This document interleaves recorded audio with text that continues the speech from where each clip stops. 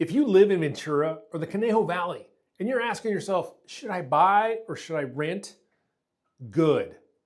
Because the answer is out there and it's not just about vibes, it's about math in your current living situation. So let's get into it. Here is my top 7 ways to know whether you should buy or rent. Let's do the math, right? So number 1 is pretty simple, although it includes some math and videos is always a little bit hard. So here we go. All right, so bear with me. And by the way, I'm Saul Carter, Conejo Valley Realtor, and I'm here to educate people. That is just what this video is. This video is not financial advice. It's just some math to help you make some decisions on yourself. So it's educational. So let's get into it. So, all right, here we go. So in general, you can get a home in this area in the Conejo Valley in that 850,000 range. So I've got some math wrapped around that. In Thousand Oaks, that low range is $1 million, right? And so we're gonna do some math based on those 2 numbers and give you exact idea on whether you should buy or rent, all right? And we'll go over some stuff at the end that'll tie some of this stuff together, because these numbers can help you make the decision, but in the long run, it's really you that has to make that decision, right? All right, so rule number 1 is the price to rent ratio. And what is that? Well, that is if you take the rent for a given area times 12. So let's say that is, let's say it's, the first one I have on my list is Ventura, just county, on average, $2,700 average in rent. So if you can rent for $2,700 or less, let's just say it's $2,700, you multiply that by 12, and that gives you a number, and you divide that into $859,750, because that's the average kind of house price in Ventura County. That gives you a number of 26. Now I'm going to tell you what these numbers mean at the end, and it'll give you an idea of whether you should buy or rent just based on this price to rent ratio. Next is Thousand Oaks. In Thousand Oaks, average rents is $2,824. It's pretty, that's pretty good actually. So if you take that number, 2824, multiply by 12, and then you divide that number into $1 million, you come up with a number of 30. Okay, so keep those 2 numbers in mind. Ventura County was 26, and the number for Thousand Oaks was 30. All right, and here's the numbers and how those lay themselves out. If you are 15 or under, when you calculate that number, you are 100%, you need to go buy now, okay? If you're in an area where you're paying that much more in rent, you need to buy immediately. If your number comes in that 15 to 20 range, it really depends on your timeline and the rates. Rates are kind of fit into this ratio here.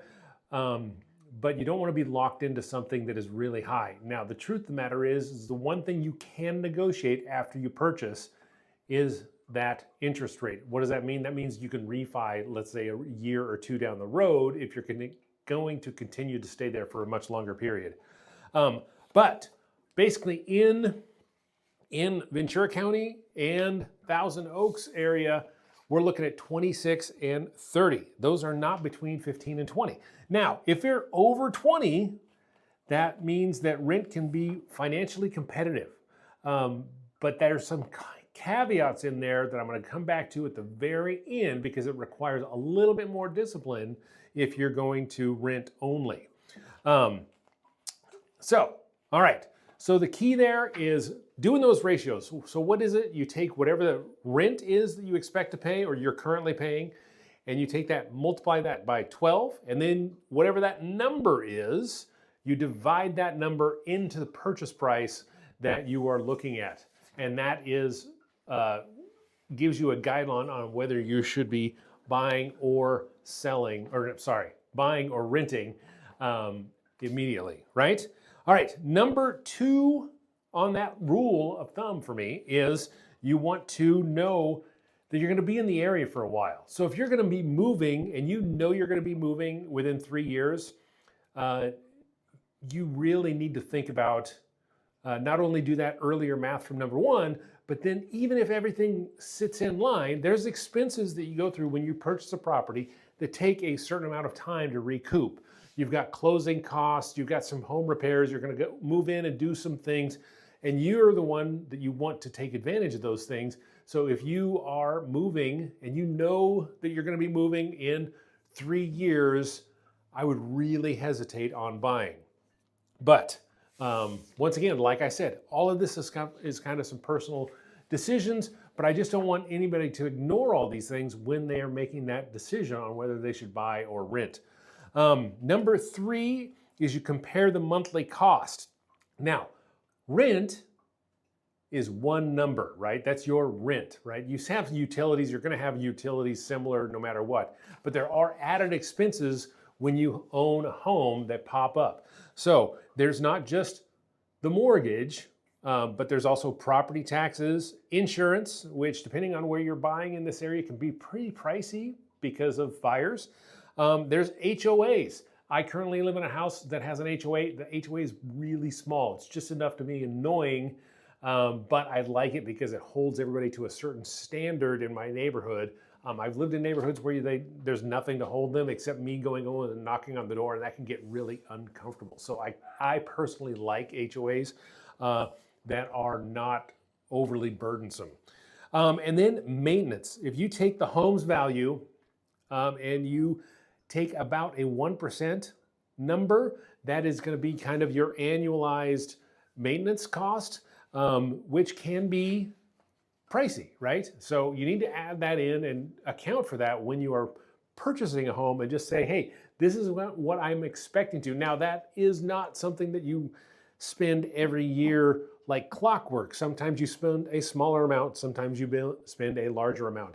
But in general, you're looking at about 1% a year for annual maintenance on your property when you buy. All right. Number 4 is liquidity first. And what do I mean by that? That means that I want you to think about if you're going to burn through your emergency fund, and this is something that you know that you're going to have a hard time replenishing, and 2 is just in general kind of your peace of mind because you know that you can lose your job, whatever, and you're going to be A-okay. Then don't burn through that, because if you purchase a home in those circumstances and you're not confident of how you're going to rebuild that, then you're not buying a home, you're buying stress. And we don't want you to die from stress because you bought a home, right? So anyway, but does that make sense? Yeah, that makes sense. All right.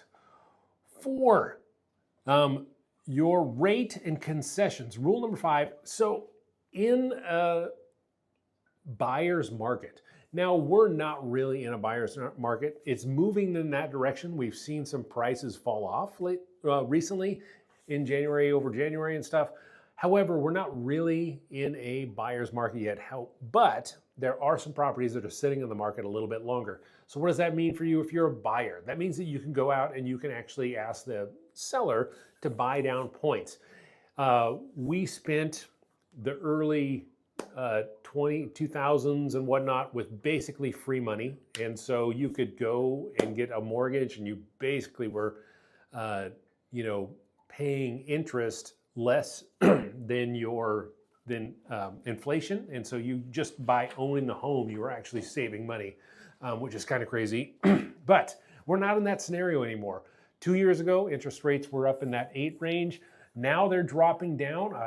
We recently I've seen quoted, I got quoted at 4.8, but I've seen that people lock in a 5.85, which is a decent rate, but I do think they'll get a little bit better. But you can also have the sellers, if you're in a position to negotiate, meaning that they are really feeling the pressure to sell, you can negotiate them, have them buy down your interest rate for you, which makes some of these numbers work a lot better for you. So, all right. And then I want to talk about kind of your lifestyle score. So there's some things that you need stability for, right? Let's say you have 2 young kids that are getting into school and you really like a school area.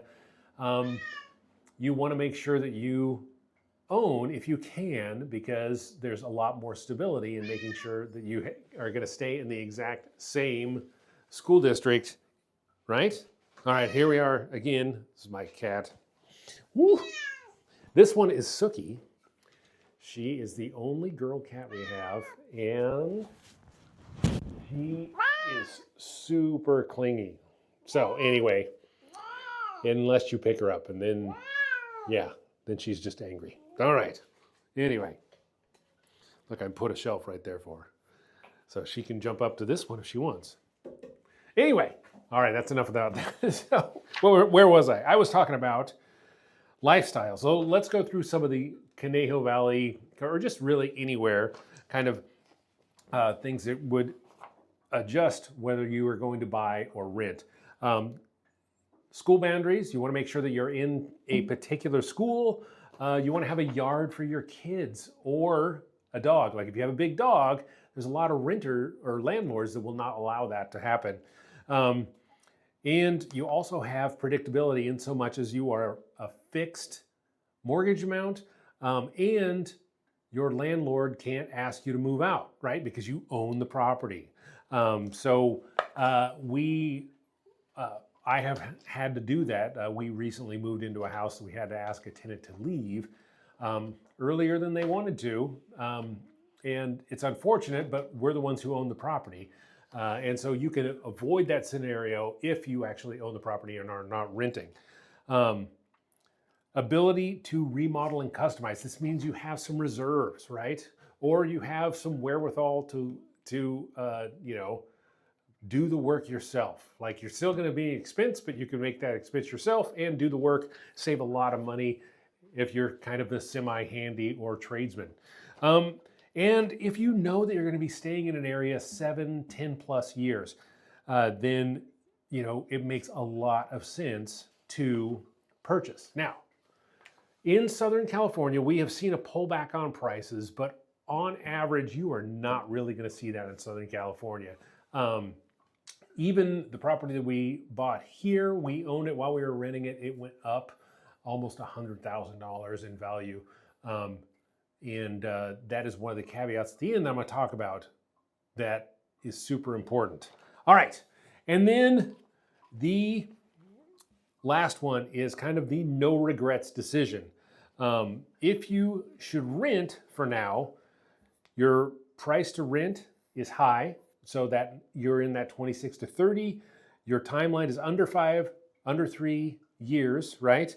And you have reserves, but you don't really have the ability to rebuild those reserves in a timely manner. And you're unsure about your job or your commute. And especially if you're unsure about your job, you really need to lock that down if that's something you need to rely on to make sure that you can pay that mortgage. And things that are signs that you should buy is you plan on sticking around 7 to 10 years. You can afford all-in monthly costs, right? Even if it's more than what a mortgage is, then you can, and it's not stressful for you, you should buy. And your reserves at closing, you have plenty of cash at closing to make sure that you're all good. And remembering that you can always negotiate terms and credits with sellers to make sure that you are getting the best deal as humanly possible. So remember, right now, it's pulling back a little bit, but Ventura County, Southern California is at 26 in the mortgage to rent ratio, and then that Thousand Oaks area is at a 30. Now, what we want to do is make sure that you fit into all those other categories very well if it is something that you are looking to. You're in that 26 or anything over 20. You want to make sure that you're, like I said, you're saying that 7 to 10 years, all those things. So here's some caveats that you know, a lot of people don't really talk about. The biggest one is if you are renting and you don't want to stay that way, the one thing you need to do is have a plan. And what does that plan have to entail? It has to entail on how you're going to take that extra money and sock it away and not touch it until you're going to buy. Because the one thing that you don't get to take advantage of until you own a property is equity. Now, equity is a two-way street, but in Southern California or just in general, equity is something that typically goes up. Back in 2008, I was living in Modesto, California. There was people who were buying property, and it was in that free money zone, but they were buying property. I had people who bought property for $400,000 and $500,000 that literally I did short sales for them for $120,000, $100,000. So did they lose equity? Yes, there is always that risk that you're taking. However, in that 2008, which was the worst real estate market that we've seen in the United States since, well, the last worst one. There's been other ones, but this one was really bad. And I don't think we'll see anything like that again, even though there are some signs that stuff happening now, but we're just not going to see the huge pullback. Even when there was that huge pullback, there was pockets that were horribly devastated. We did not see that in Southern California. So there are people, you have less of a risk down here. So you can't take advantage of that without owning the property. So if you need to make sure that you figure that out, there's some little weird things that you can do. That's for another video, but none of them are normal. So the biggest one is if you're going to rent, you need to have a plan and have that discipline to sock away and save that money that you normally would be spending on a mortgage. And number two is you really need to calculate in this whole thing on how much money you can make in equity when it's something that you don't get to take advantage of until you own the property, right? I know a couple of people who basically move every 2.5 years because they take that tax-free money that you can get when you sell your home. You get $250,000 per person, and they just basically built their retirement with that. They would move into a property, they would either sell it or rent it, depending on what it is. Most of the time they sold because they could take that cash, buy something else, and they just kept moving up. They were very handy people, and they were very happy with living in a property that needed to be fixed up all the time. But when they retired, they had a lot of money that they effectively got tax-free because they had a plan and they bought accordingly. That's a lot of stress, but they had a plan, right? So anyway, that is whether you should buy or rent in Ventura, the Conejo Valley. It is not one of those things where the numbers, as far as my first calculation, really work out in your favor. But if you're sticking around, if you've got a job that's close and you don't want to commute for an hour and a half in any direction, there are factors that make buying the right thing to do. So anyway, I have talked way too long in this video, but if you're looking to buy or sell or whatever, I got tons of tips and tricks on here. Go ahead and subscribe. If there's anything that you really want to get some info on, please go ahead and comment down below. I'll get back to you, or you can always book something. All right. Anyway, thank you for subscribing. I'll talk to you soon.